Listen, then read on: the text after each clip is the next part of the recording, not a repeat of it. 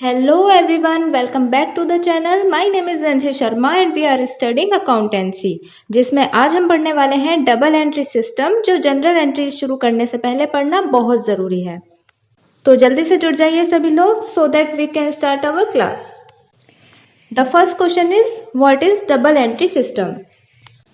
जैसा कि इसके नाम से ही क्लियर है, डबल एंट्री मतलब दो जगह एंट्री होगी, एक डेबिट साइड और दूसरा क्रेडिट साइड।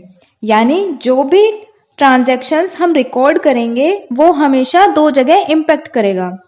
हमेशा जब कुछ डेबिट होता है तो कुछ ना कुछ क्रेडिट भी होता है, और जब क्रेडिट होगा तो कुछ ना कुछ डेबिट भी होगा।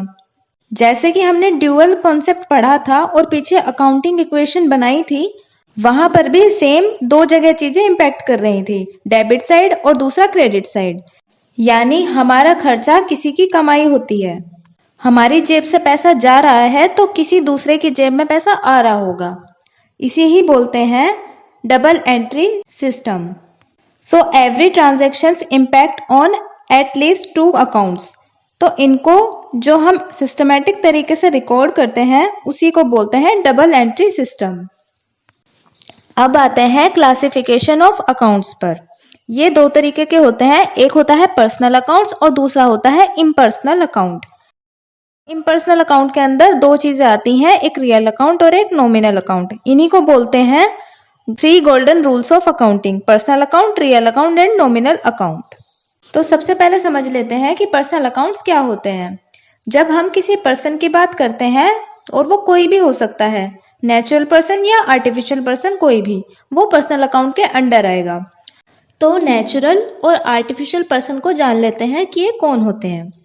नेचुरल पर्सन जो बाय नेचर इंसान है, यानी लिविंग बीइंग है, जैसे राम, मोहन, सोहन, सीता, गीता, कोई भी हो सकते हैं जो लिविंग बीइंग है। इनका खुद का अकाउंट अपने नाम से होता है, जैसे Mohan account, Sohan account, Ram account, Sita account, Gita account. तो ये होते हैं नेचुरल पर्सन। अब आते हैं आर्टिफिशियल पर्सन क्या होते हैं, जो नेचर ने नहीं हमने बनाए हैं, जैसे कोई फर्म, कंपनी, कोई स्कूल, कॉलेज, हॉस्पिटल या कोई भी बिजनेस या कोई भी बैंक। इनका सबका अपना नाम है, यानी ये सब संस्थाएं, ये सब कंपनियां अपने नाम से चलती हैं, ना कि इनको चलाने वाले के नाम से। इसलिए ये आर्टिफिशियल पर्सन है। जैसे कोई भी कंपनी है, जैसे रिलायंस इंडस्ट्रीज, इसका अपना खुद का नाम है। जैसे एग्जाम्पल, हमने रिलायंस के शेयर खरीदे, तो हम ये तो नहीं बोल रहे हैं ना कि हमने मुकेश अंबानी के शेयर खरीदे हैं, हम बोल रहे हैं कि हमने रिलायंस के शेयर खरीदे हैं, क्योंकि रिलायंस कंपनी है तो रिलायंस का ही नाम लेंगे। जैसा कि हमने पहले भी पढ़ा था कि बिजनेस और बिजनेस को चलाने वाला दोनों अलग अलग सेपरेट एंटिटी हैं, इसलिए यहाँ पर मुकेश अंबानी एक अलग सेपरेट पर्सनल है जो नेचुरल पर्सन में आएंगे, और जो उनका बिजनेस है रिलायंस इंडस्ट्रीज, वो आर्टिफिशियल पर्सन के अंडर आएगा। इसी तरह से कोई बैंक होता है तो वो भी आर्टिफिशियल पर्सन होता है, क्योंकि बैंक का एक अपना खुद का नाम होता है, जैसे HDFC bank, ICICI bank, SBI bank. इसी तरह से स्कूल, कॉलेजेस, हॉस्पिटल, कोई भी बिजनेस, उन सबका अपना अपना अलग अलग नाम होता है। तो जो भी उनसे रिलेटेड ट्रांजैक्शंस होते हैं वो उन्हीं के नाम से लिखे जाते हैं। आई होप अब आपको नेचुरल पर्सन और आर्टिफिशियल का डिफरेंस क्लियर हो गया होगा। तो ये थे types of person, natural person और आर्टिफिशियल पर्सन।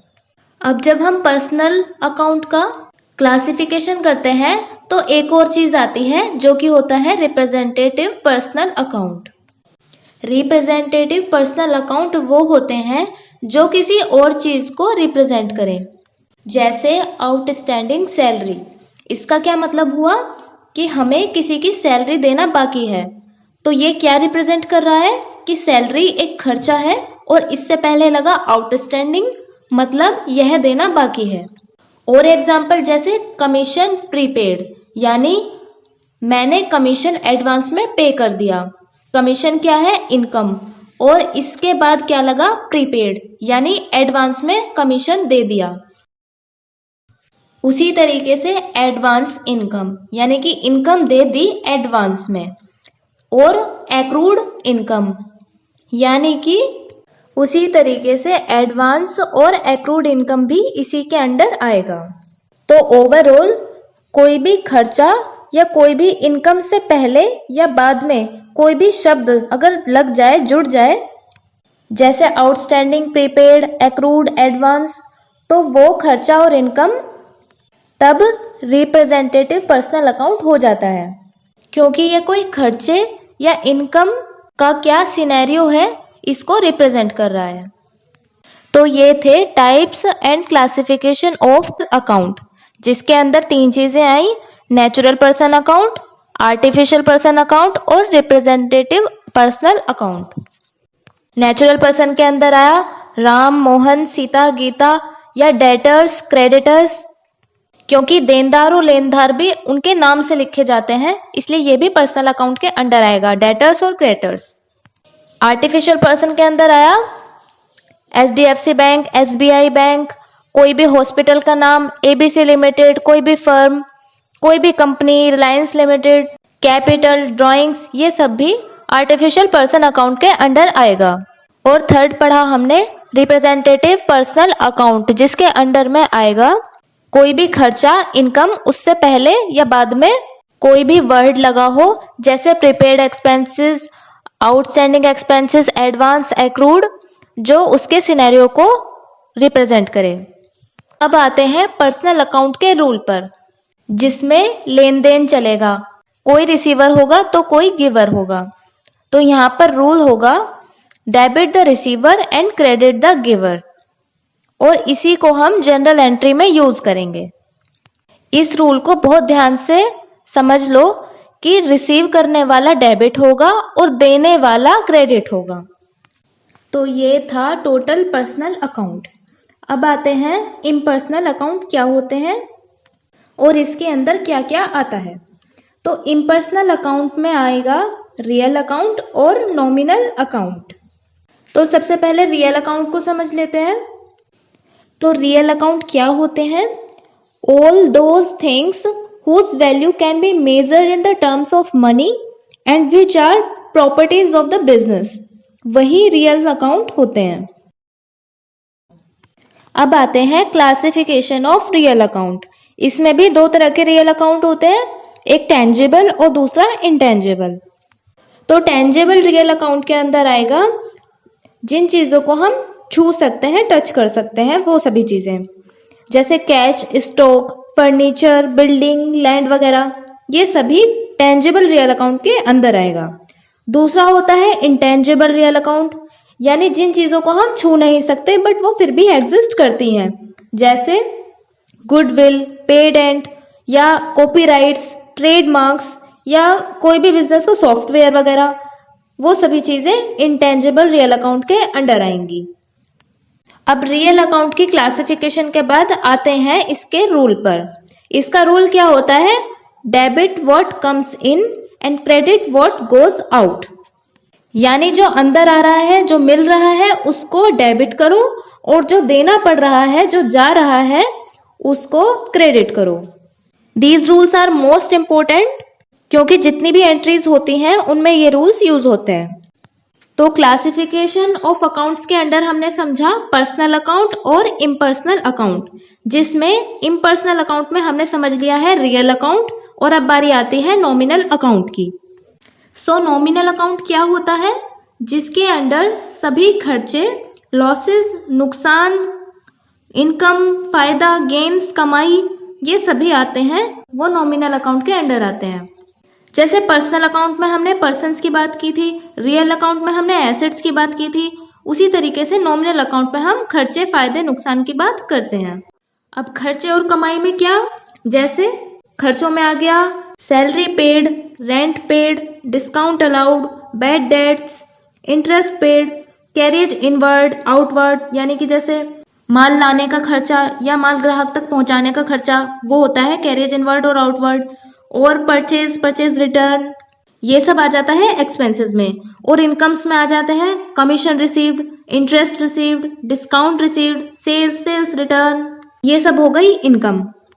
तो नॉमिनल अकाउंट के अंदर बिजनेस से रिलेटेड सारे खर्चे और फायदे लिखते हैं, यानी कि सारे इनकम और गेन्स लिखते हैं। अब आते हैं नॉमिनल अकाउंट के रूल पर। इसका रूल होता है debit all expense and losses and credit all income and gains. यानी जितने भी खर्चे और नुकसान हैं बिजनेस से रिलेटेड उनको डेबिट करो और जितने भी फायदे इनकम्स वगैरह हैं उनको क्रेडिट करो। तो ये था नॉमिनल अकाउंट। तो ओवरऑल आज हमने पढ़ लिया है डबल एंट्रीज के साथ में क्लासिफिकेशन ऑफ अकाउंट्स, जिसके अंदर आता है पर्सनल अकाउंट और इम्पर्सनल अकाउंट। पर्सनल अकाउंट के अंदर आता है नेचुरल पर्सन, आर्टिफिशियल पर्सन और रिप्रेजेंटेटिव पर्सनल अकाउंट। और इम्पर्सनल अकाउंट के अंदर आता है रियल अकाउंट, जिसके अंदर दो चीजें थी, टेंजिबल और इंटेंजिबल। और दूसरा था नॉमिनल अकाउंट, जिसमें हमने एक्सपेंसेस और इनकम्स की बात की। साथ ही साथ हमने पढ़े इनके रूल्स। तो इन तीनों रूल्स को एक बार दोबारा से देख लेते हैं। पर्सनल अकाउंट का रूल होगा debit the receiver and credit the giver. Real account का रूल होगा debit what comes in and credit what goes out. और नॉमिनल अकाउंट का रूल होगा debit all the expense and losses and credit all income and gains. ये तीनों rule बहुत ज्यादा important हैं और हर तरह की एंट्रीज में ये रूल्स यूज होते हैं, तो इनको याद रखना बहुत जरूरी है। तो अब जैसे आगे चलते हैं कि स्टेजेस ऑफ डबल एंट्री के ऊपर, जिसमें पहला स्टेज होता है ओरिजिनल रिकॉर्ड। इसमें क्या होता है कि जितने भी ट्रांजैक्शंस होंगे बिजनेस से रिलेटेड वो सभी सबसे पहले प्राइमरी बुक यानी कि जनरल में लिखे जाएंगे इन रूल्स की हेल्प से, जो कि अब हम आगे सीखेंगे।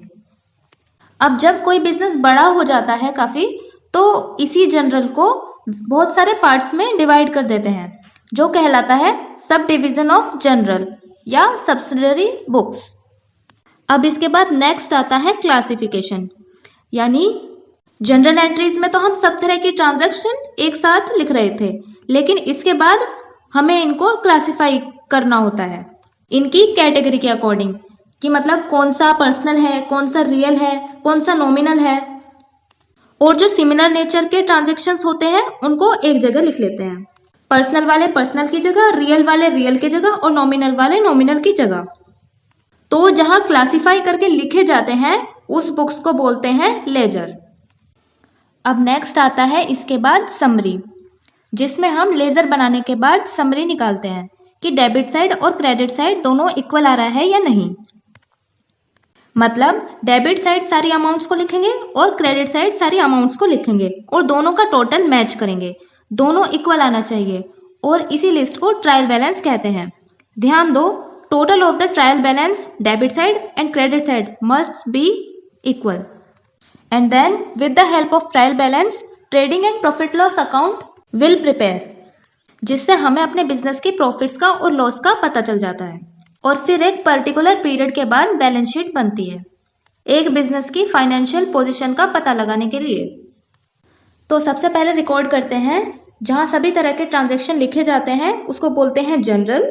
फिर इसको क्लासिफाई किया जाता है उसकी कैटेगरी के अकॉर्डिंग, और सेम नेचर वाले ट्रांजैक्शंस को एक जगह लिखा जाता है जिसको बोलते हैं लेजर।